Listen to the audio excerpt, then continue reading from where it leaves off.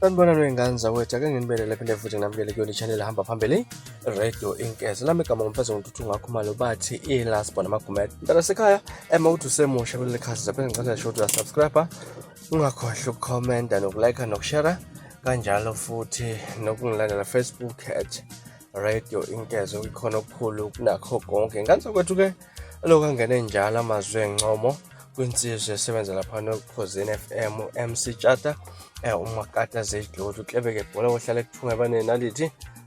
Madoda, phansi kwamandlakazi. Insizwa phansi kwanongoma. Ngane zakwethu sibonile ey'nkundleni zokuxhumana udouble trendayo, ukuthi insizwa silandela laphana unyanyavu lwemoto edula ngohlobo olumangazayo laphana-ke. Ngane zakwethu-ke uKhathide Mfowangoma uTshata uthenge laphana imoto ye-40 laphana-ke ebiza ngohlobo olumangazayo laphana-ke.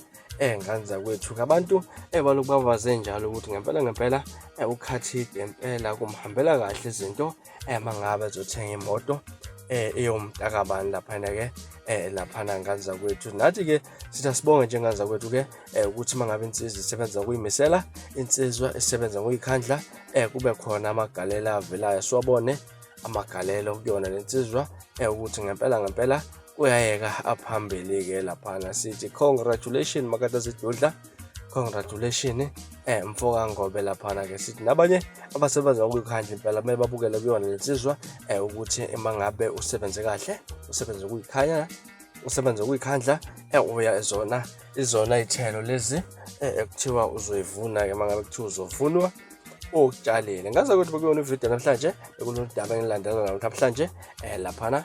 Ngicela ukuthi-ke nisubscribe kulona ikhasi ku-Facebook ne-like laphana-ke. Ngane zakwethu sengiphuma njena kodwa ngiyathembisa uyabuya futhi nezinye izindaba ezilandelayo kuvidiyo elandelayo kwakho.